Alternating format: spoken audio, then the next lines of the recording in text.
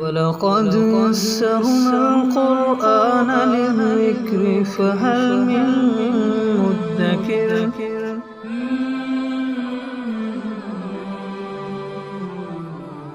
سورۃ النساء آیت نمبر 4 اعوذ باللہ من الشیطان الرجیم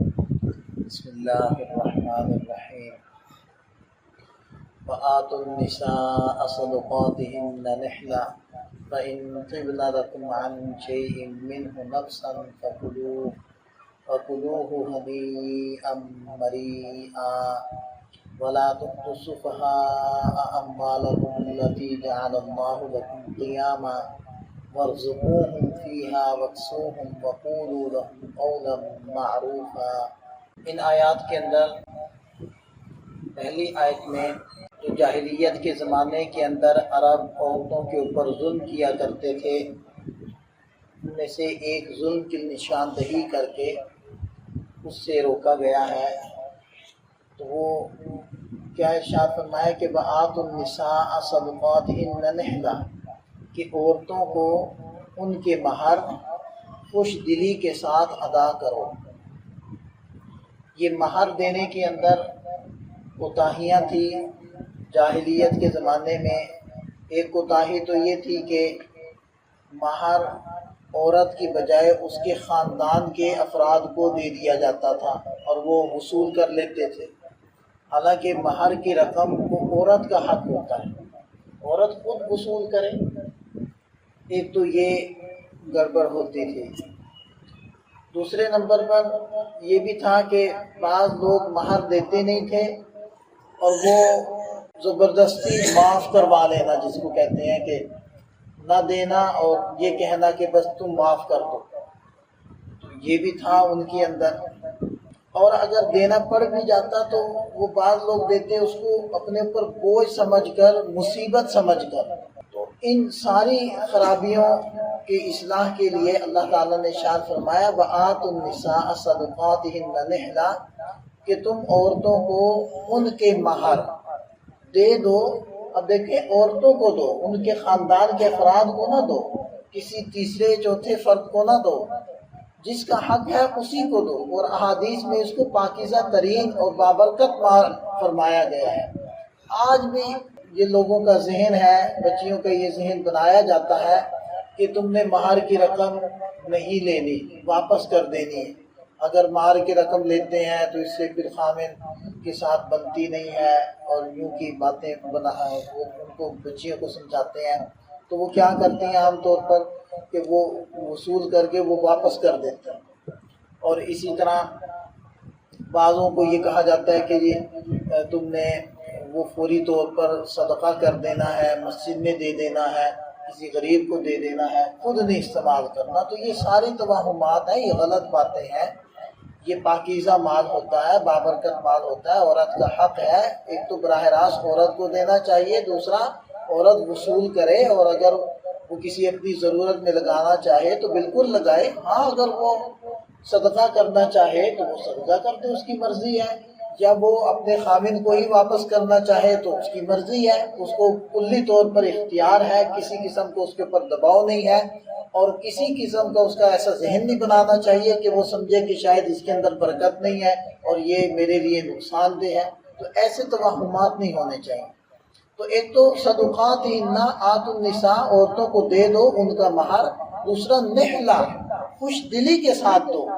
ایسے بونجل دل کے ساتھ نہیں، اپنے لیے مصیبت سمجھ کر نہیں، خوشی سے دو۔ اور یہ بھی طریقہ کار غلط ہے کہ کسی طریقے سے ان کو پریشرائز کیا جائے کہ وہ خود ہی معاف کر دیں، مانگے ہی نہ، تو یہ بھی غلط ہے۔ عورتوں کو تو یہاں تک حق ہے کہ ان کے لیے مہر جو طے کیا گیا ہے، اگر خامن نے وہ مہر موقع پر ادا نہیں کیا اور کوئی ادھار کی بھی بات نہیں ہوئی، یعنی اس کو ادا کرنا چاہیے تھا، تو عورت کو یہ حق حاصل ہے کہ جب تک وہ مہر وصول نہ کر لے وہ مقاربت کی اجازت نہ دے، کیونکہ یہ اس کا شرعی حق ہے۔ اور بقیہ یہ جو کہنا جیسے کہ عام طور پر ہوتا ہے کہ وراثت کے اندر بھی کہ جی بس بہنیں نے تو معاف کر دیا ہے، حصہ دیا نہیں، اور بھائیوں نے کیا کہا کہ بہنوں نے تو معاف کر دیا ہے، یہ وہ تو معاف کر دیں گی، یا ہم ان سے معافی مانگ لیں گے، اور وہ بھی شرما شرمی میں کہہ دیتی ہیں ٹھیک ہے بھائی ہم نے آپ سے کیا لینا، آپ بس آپ ہی رکھو، ہمیں ضرورت نہیں ہے، کیونکہ انہیں یہ پتہ چل رہا ہوتا ہے تیور دیکھ کر کے یا وراثت لے دو یا بھائی لے دو، وراثت لیں گے تو بھائی گیا، تو چلو پیسے تو آنے جانے والی چیز ہے، بھائی والا رشتہ نہ ہم سے جانے پائے۔ تو ایسے بہت سارے کیسز ہیں آپ لوگوں کے دائیں میں بکھرے ہوئے ہیں، تو اس طریقے سے معاف کروانا یہ بھی معافی نہیں ہے، جب تک کہ جیسے کہ اگلی آیت مبارکہ میں ہم دیکھتے ہیں تفصیل سے، نہیں بلکہ یہی حصہ ہے نا اس کا، فَإِن طِبْنَ لَكُمْ عَنْ شَيْءٍ مِّنْهُ نَفْسًا، پھر اگر وہ تمہیں اپنے دل کی خوشی سے، طیب خاطر سے کچھ حصہ چھوڑ دیں، معاف کر دیں، فَكُلُوهُ، تو پھر تم اس کو کھا لو، ہنیئا مریئا، خوشگواری اور مزے سے، یعنی مہر کی کوئی رقم وہ واپس کر دیں یا ویسے ہی لینے سے انکار کر دیں۔ اسی طرح وراثت بھی اس کے اندر آ سکتی ہے، یعنی ویسے تو حکم بیان ہو رہا ہے یہاں صرف مہر کا، لیکن ظاہری بات ہے اس کے علاوہ بھی جو مالی معاملات ہیں سب کا بھی یہی حکم ہے کہ جب تک وہ دل کی خوشی سے نہ دے، اور دل کی خوشی کیسے پتہ چلے گی؟ آپ نے ان کے ہاتھ میں رقم دی نہیں ہے تو دل کی خوشی کیسے پتہ چل گی؟ ان کے ہاتھ میں تقسیم کر کے رقم دے دیں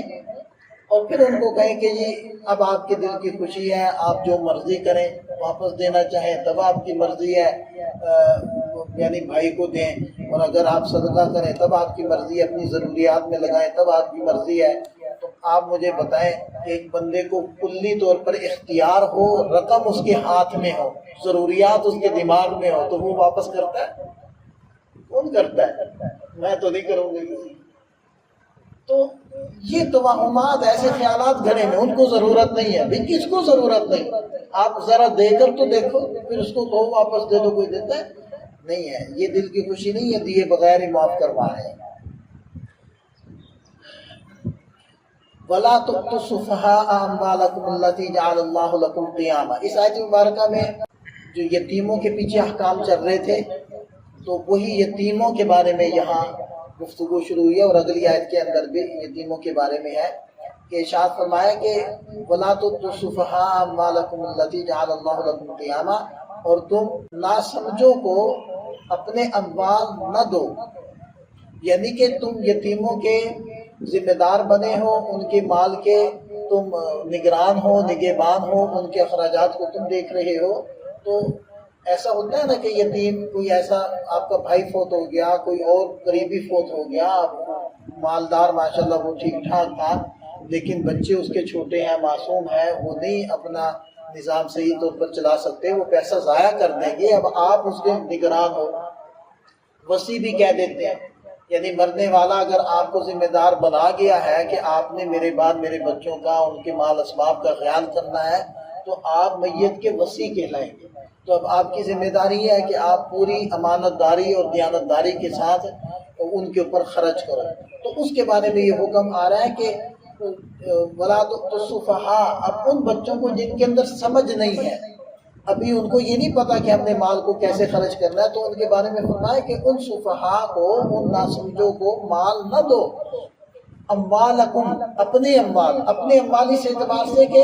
تم اس کے ذمہ دار بنے ہوئے ہو، اور اس کے اندر وہ بھی آ جائے گا اگر آیت مبارکہ کا مفہوم عام ہم کرتے ہیں کہ اگر تمہارے بچے یا تمہاری عورتیں تم سے وراثت اپنے نام کروانے، اپنے نام لگوانے کا مطالبہ کرتے ہیں، اور تمہیں یہ محسوس ہوتا ہے کہ یہ بھی ناسمجھ ہے، یہ اگر میں نے ان کو تقسیم کر کے کچھ رقم دی تو یہ ضائع کر دیں گے، تو پھر تم ان کو ابھی مت دو، انہیں کہو کہ ابھی نہیں۔ جعل اللہ لکم قیاما، اس مال کو ان کے حوالے نہ کرو جس کو اللہ تعالیٰ نے تمہارے لیے سرمایہ حیات بنایا ہے، زندگی کا سرمایہ بنایا ہے، سہارا بنایا ہے۔ اب تھوڑا سا اس پر غور کریں کہ اللہ تعالیٰ نے یہاں مال کو قیامہ کے لفظ سے، قیامہ کے لفظ سے تعبیر فرمایا، یعنی تمہارے لیے زندگی کا سہارا، تمہارے لیے سرمایہ حیات اللہ نے مال کو بنایا۔ اس سے اللہ تعالیٰ مال کی اہمیت کی طرف اشارہ فرما رہے ہیں کہ مال انسان کی زندگی میں اہم چیز ہے، اس کے ذریعے سے انسان کی زندگی صحیح طور پر گزرتی ہے، اس کے ایمان کی حفاظت ہوتی ہے، اس کے عمل کی حفاظت ہوتی ہے، اور وہ بہت سارے فرائض اپنے ادا کر سکتا ہے، بہت سارے نفلی کام بجا لا سکتا ہے۔ تو یہ جو مال کی برائی ذکر کی جاتی ہے تو اس سے مراد وہ مال ہوتا ہے جو انسان کو گناہ کی طرف لے کر جائے۔ ایک انسان کے اندر دینداری ہے ہی نہیں ہے تو اس کے پاس اگر مال کی کثرت ہو جائے گی تو پھر وہ مال کو گناہوں کے اندر خرچ کرے گا۔ بقیہ جیسے کہ حدیث پاک میں آتا ہے کہ متقی کے لیے مال وہ اس کی دینداری میں کوئی حرج واقع نہیں کرتا۔ تو متقی ہو اور مالدار ہو، ما احسن الدین والدنیا اذا اجتمع، کیا ہی اچھا ہے کہ جب دنیا اور دین ایک بندے کے اندر جمع ہو جائے، یعنی مالدار بھی ہو اور وہ دیندار بھی ہو۔ اب دیکھیں کتنے حضرات صحابہ کرام مالدار تھے، اور صرف مالدار بھی، ٹھیک ٹھاک مالدار۔ حضرت عبدالرحمن ابن عوف رضی اللہ عنہ، تو وہ اربوں روپے کا اندازہ تخمینہ آج کے زمانے میں لگایا جاتا ہے۔ انہوں نے جو سرمایہ چھوڑا تھا وہ بڑے تاجر تھے۔ اسی طرح حضرت عثمان غنی رضی اللہ عنہ اور بہت سارے حضرات صحابہ کرام تھے۔ اور اسی طرح نبی پاک صلی اللہ علیہ وسلم کے ایک ارشاد ہے کہ کاد یکون الفقر کفرا، کہ قریب ہے کہ بندے کا فقر کفر بن جائے۔ انسان دینداری میں کمزور ہے اور مال اس کے پاس نہیں ہے تو کچھ بعید نہیں ہے کہ یہ بندہ رب کا نافرمان بن جائے، کہ مجھے کیوں اے اللہ تو نے غریب بنا دیا، کیوں مجھے فقیر بنا دیا، کیوں میں دوسروں کا محتاج ہو گیا۔ اسی طرح آپ علیہ السلام نے یہ بھی صحابہ کرام کو ارشاد فرمایا، اپنے بچوں کو تم مالدار چھوڑو، یہ بہتر ہے اس سے کہ تم ان کو فقیر اور لقمے کا محتاج بنا کر جاؤ۔ یہ بھی حدیث میں ہے۔ اور حضرت سفیان ثوری رحمۃ اللہ علیہ وہ تو فرماتے ہیں کہ بھائی اس زمانے میں، وہ اپنے زمانے کی بات کرتے ہیں، اور ان کا زمانہ کیا تھا، یعنی 716 عیسوی ان کی پیدائش ہے، تو 700 یعنی کہ 8ویں صدی عیسوی بنتی ہے، اور ابھی کون سی چل رہی ہے، 21ویں صدی۔ تو یہ 8ویں صدی عیسوی کے محدث ہیں حضرت سفیان ثوری رحمۃ اللہ علیہ۔ یہ فرماتے ہیں کہ ہمارے زمانے میں جو مال ہے اس وقت وہ ہمارے لیے ڈھال کی مانند ہے، کہ اس کے ذریعے سے انسان بہت ساری ایسی چیزوں سے بچتا ہے جو ناگوار ہیں۔ تو وہ یہ سمجھتے ہیں کہ ہمارے زمانے میں یہ مال، یہ ڈھال ہے۔ تو آج کے دور کے اندر آپ دیکھیں کہ آج کے زمانے میں لوگوں کی دینداری کا عالم یہ ہے کہ معمولی فیشن کے لیے دین چھوڑ رہے ہیں۔ یہ جتنا کچھ کر رہے ہیں اونٹ پٹانگ، مثلا داڑھی کا کاٹنا، مثلا نازیبا لباس کا پہننا، اور کیا کیا کر رہے ہیں، یہ سارے فیشن کے لیے دین چھوڑ رہے ہیں۔ معمولی فیشن ہے اس کے لیے دین چھوڑ دیا۔ تو آپ خود اندازہ لگائیں کہ اگر اس سے بڑی مصیبت ایسے مسلمانوں کے اوپر آ جائے اور آ جائے مقابلہ دین کا، تو پھر دین کہاں رہے گا۔ آپ کو کتنے ایسے واقعات ملتے ہیں کہ لوگ اپنے نام کے ساتھ غیر مسلم لکھوا کر وہ باہر گئے، یعنی کہ احمدی لکھوا کر، قادیانی لکھوا کر اپنے آپ کو قادیانی شو کر کے باہر چلے گئے، اور باہر جانے کے لیے گھٹیا حرکتیں کرتے ہیں، قرآن کا شہید کرنا یا نبی پاک صلی اللہ علیہ وسلم کی شان اقدس میں گستاخی کرنا، یہ باہر جانے کے لیے تو کرتے اور کس لیے کرتے۔ تو اس لیے اللہ تعالیٰ نے دیکھی یہاں اہمیت کی طرف اشارہ کیا ہے کہ جعل اللہ لکم قیام، اللہ تعالیٰ نے مال کو تمہارے لیے سرمایہ حیات بنایا، لہذا اس کو خرچ کرنے میں بھی احتیاط کرو، ایسے نہ فضول میں بیکار میں خرچ کرتے رہو، دیکھی جائے گی جی توکل کرتے ہیں جی، یہ توکل نہیں ہے۔ وَارْزُقُوهُمْ فِيهَا وَاكْسُوهُمْ، تو ان کو ان میں سے کھلاؤ